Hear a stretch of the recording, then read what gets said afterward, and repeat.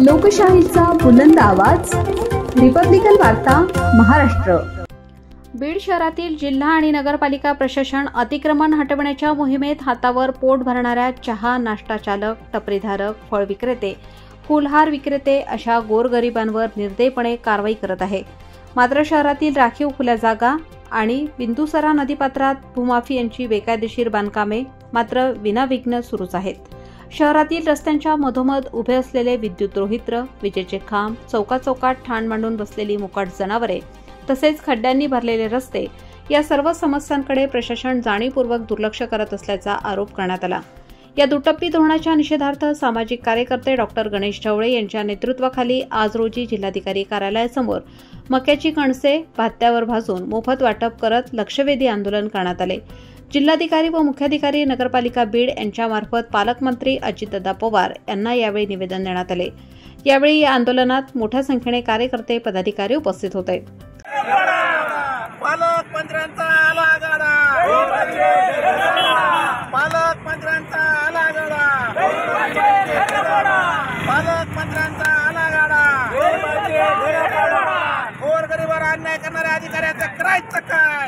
गोरगरिबावर अन्याय करणाऱ्या नगरपालिकेचं करायचं काय? पालकमंत्र्यांचा आलागाडा, पालकमंत्र्यांचा आलागाडा, गोरगरिबावर अन्याय करणाऱ्या पालकमंत्र्यांचं करायचं काय? गोरगरिबावर अन्याय करणाऱ्या नगरपालिकेचं करायचं काय? पालकमंत्री अजितदादांचा आलागाडा, पालकमंत्री अजितदादांचा आलागाडा, पालकमंत्री अजितदादांचा आलागाडा।